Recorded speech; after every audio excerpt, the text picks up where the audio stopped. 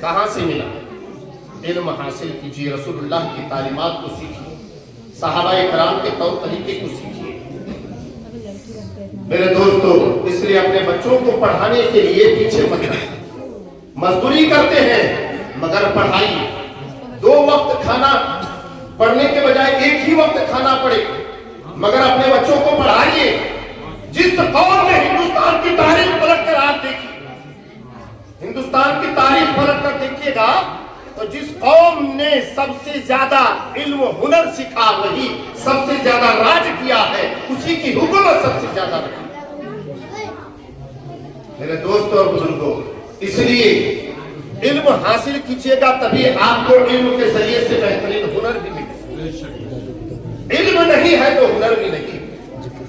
اس لیے اپنے آپ کو بنائیے اور ایک دوسرے سے پریم کیجیے۔ حضرت بایزید بستامی رحمۃ اللہ علیہ، ایک مرتبہ ان کا گزر ایک راستے سے ہوا۔ حضرت بایزید بستامی رحمۃ اللہ علیہ کی نظر ایک کتے پر پڑی، ایک کتے پر پڑی تو حضرت بایزید بستامی اپنے کپڑے کو سمیٹ لی۔ سنیے گا، عبرت کی بات بتا رہا ہوں، سبق کیا ملتا ہے، کتے سے بھی انسان کو سبق سیکھنا چاہیے۔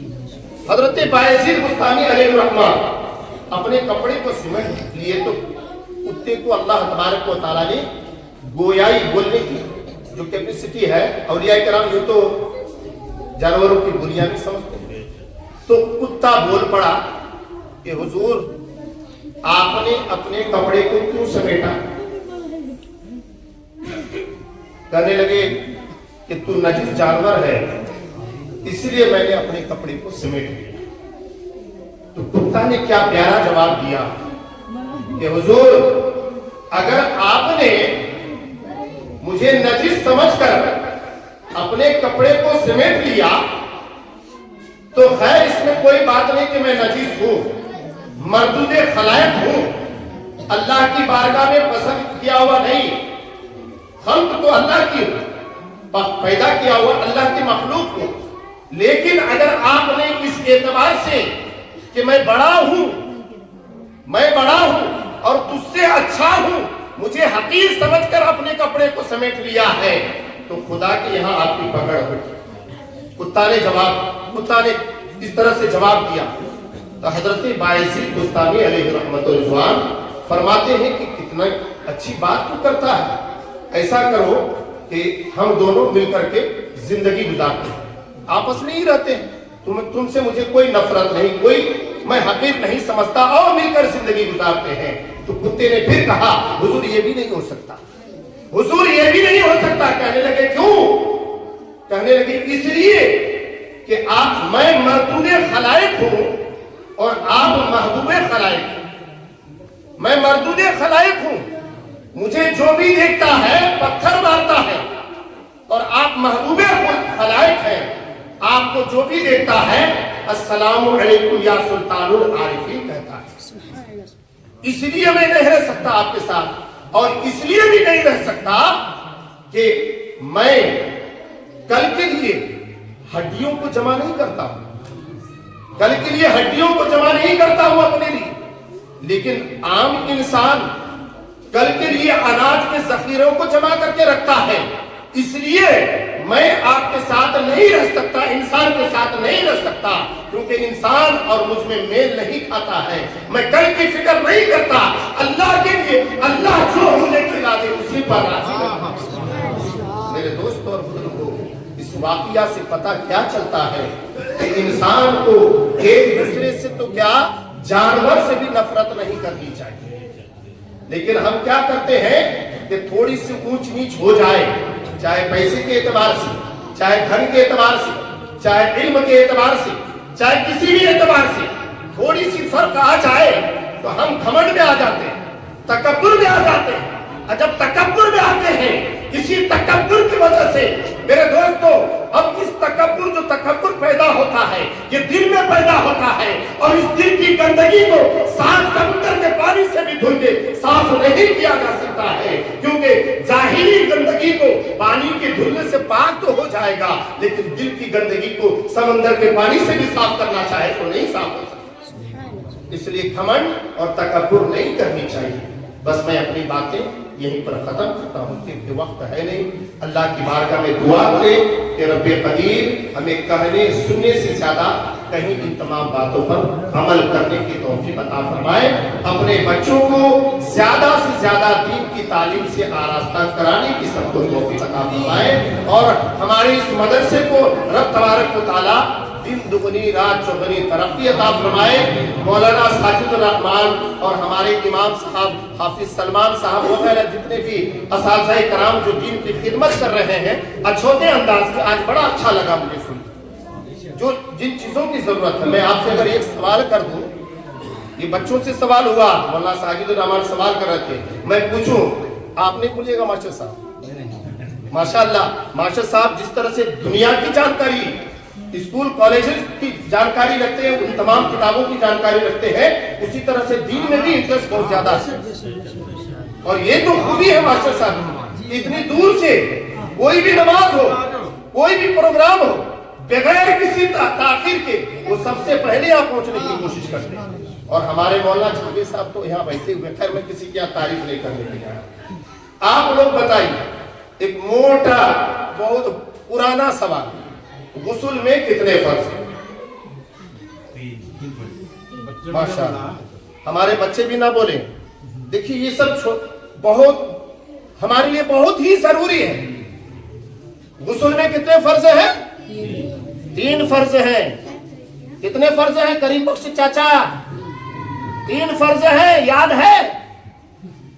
नहीं, ये सब याद रखिए। वुजू में कितने फर्ज हैं? अच्छा कितने हैं तो वो भी बता देता हूँ, जानकारी सबको हो जाए, हर खास व आम को। भाई उलमाए कराम से मैं अभी मुखातिब हूं, मैं मेरे बोलने में कोई कमी हो जाए तो माफ कीजिए। गुस्ल में 3 फर्ज है।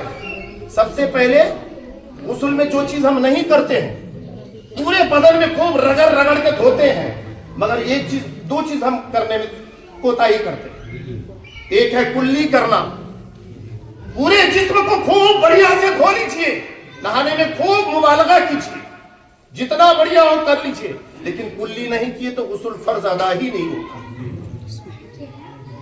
अगर आप पर गुस्ल फर्ज था, नहाना जरूरी था, जिसके बगैर नमाज नहीं होगी, जिसके बगैर वजू नहीं होगी, ऐसी हालत में आपने कुल्ली नहीं किया गुस्ल करने में, तो आपका गुस्ल ही नहीं हुआ। तो यकीन रखिए गुस्ल करने में क्या कीजिएगा, जब नहाने जाइएगा तो कुल्ली सबसे पहले जिस्म में जहां गंदगी को, तरीका मैं ये बता रहा हूं, फर्ज बता रहा हूं, सबसे पहले कुल्ली जरूर कीजिएगा, बढ़िया सी कुल्ली कीजिएगा कि हर कुर्सी की मुंह के अंदर हर कुर्सी में पानी अच्छी तरीके से पहुंच जाए। और दूसरा नंबर क्या है, पहला फर्ज कुल्ली करना, दूसरा नाक में पानी चढ़ाना, नाक में पानी चढ़ाना। अगर रोजा से नहीं है तो सेक लेना भी है, हल्का सा अंदर उंगली घुसा घुसा के साफ कर लीजिए।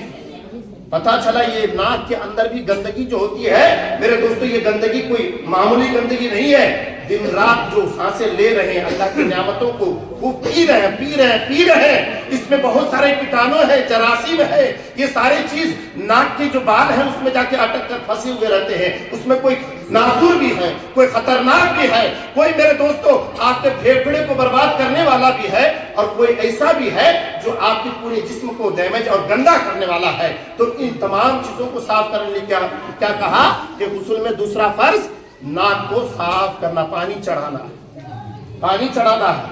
और तीसरा तो जानते पूरे बदन पर पानी बहाना, जो नहाने में हम लोग करते लिए फटाफट। अभी तो नल का सिस्टम हो गया, गीजर मेरे दोस्तों गर्म पानी, अभी ठंडी का समय हुआ, गीजर नल चालू किए, गरम पानी आ रहा, नहा रहे, कुल्ली गायब, नाक में पानी चढ़ाना गायब। इन तमाम चीजों को ध्यान में रखिएगा मेरे दोस्तों और बुजुर्गों, नहाने में इन तमाम चीजों का ध्यान नहीं, गुस्ल नहीं होगा। अच्छा गुस्ल ही नहीं हुआ तो वजू का, अच्छा वजू नहीं हुआ तो नमाज पढ़िएगा तो नमाज होगी, कुरान पढ़िएगा तो कुरान का छूना ही, कुरान में कहा कि बगैर वजू के कुरान को छू नहीं सकते। वजू ही नहीं हुआ तो कुरान पढ़ रहे, कुरान छूना गुनाह, पढ़ना गुनाह, हर एतबार से आप गलत हो। तो ये 3 चीजें अब जल्दी और बता देता हूं। वजू में कितने फर्ज है? वजू में, वजू करते नमाज पढ़ते हैं, खाली तमाम लोग वजू करते हैं। वजू में कितने फर्ज हैं? ہمارے مدرسے کے بچے بول رہے ہیں ماشاءاللہ، ہمارے ماسٹر صاحب، ماسٹر شاکر صاحب کے بچے تربیت دیں گے میرے دوستوں، پڑھیے لکھیے، پڑھیے گا ایک آپ کے سامنے نمونہ ہمارے موجود ہے، پڑھا کر کے بچے کو تربیت دے رہے ہیں، تربیت دے رہے ہیں۔ شاید کسی مدرسے میں پڑھتے ہیں کہ نہیں پڑھتے، اللہ کی قدر میں نہیں جانتا، لیکن ماسٹر صاحب کی نگرانی میں ہے تو وہ پڑھے لکھے تو بچے کو تربیت دے رہے ہیں۔ تو وضو میں 4 فرض، ان چیزوں کا ہونا وضو میں ضروری۔ اب جلدی سے بتا دیتا ہوں، اس کی تفصیل نہیں کروں گا۔ اب پھر تیمم کے بارے میں بھی پوچھوں گا، تیمم میں کتنے فرض ہیں؟ تیمم کا فرض نہیں معلوم۔ وضو میں 4 فرض ہے نا۔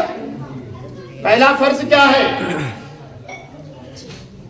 چہرہ دھونا، پیشانی کے بال کے اگنے سے لے کر ٹھوڑی کے نیچے تک، ایک کان کی لو سے دوسرے کان کی لو تک، یہ وضو میں پہلا فرض۔ دوسرا فرض دونوں ہاتھ کونیوں سمیت دھونا۔ تیسرا فرض جو ہے چوتھائی سر کا، ایک سر کے 4 حصہ کا، وہ 4 حصے میں پہلا ایک حصہ کا مسح کرنا، ایک بار مسح کرنا فرض ہے۔ اور چوتھا فرض دونوں پیر ٹخنوں سمیت دھونا۔ اب اگر پانی آپ سخت ٹھنڈا ہے، کوئی بوڑھا آدمی ہے، بزرگ آدمی ہے، پانی کے ٹھنڈا پانی سے ہاتھ دھوئے گا، گرم پانی کرنے کا ویوستھا نہیں ہے، اتنی غربت ہے یا پھر کوئی پریشانی ہے، تو آپ کو اس کو تو کہا کہ وہ تیمم کر لو، پھر نماز پڑھ سکتے۔ تو تیمم میں کتنی فرض ہے؟ تیمم میں 2 ہی فرض ہے۔ تیمم میں 2 فرض ہے۔ بھئی جانکاری مل رہی ہے؟ مل رہی ہے نا؟ تو تیمم میں 2 فرض ہے۔ پہلا فرض ایک بار مٹی میں، اگر مٹی کی دیوار ہے تو اس میں، یا پھر جہاں مٹی ہے پاک مٹی ہونی چاہیے، اس میں ایک ضرب لگائے، انگلیاں کشادہ ہو، کھلی ہوئی، یعنی کہ انگلیاں سٹا کے رکھتے، ایسا نہیں، کشادہ ہو، ماریے چہرے پر پوری طرح، جس طرح سے وضو بنانے میں فرض جو تھا، پورا پیشانی کے بعد سے ٹھوڑی کے اتنی جگہ کو مل لینا، بڑھیا سے اچھی طریقے سے مل لینا، یہ پہلا تیمم میں فرض ہوا۔ دوسرا کونیوں سمیت پورے ہاتھ پر مل لینا، مارنے کے بعد پہلا مارنا ہے، پھر دوسرا مارنے کے بعد دوسرا بھی مارنا ہے، پھر اس میں مل لانا، یہی 2 تیمم میں فرض ہے۔ اگر میری بات اچھی لگی تو عمل کر لیجیے گا، زندگی میں کبھی وقت آئے تو یقیناً آپ عمل کیجیے گا، اس کا ثواب مجھے بھی ملے گا، اور آنے والے وقت میں انشاءاللہ کوئی بات پھر مجھے بولنے کے لیے موقع ملے گا۔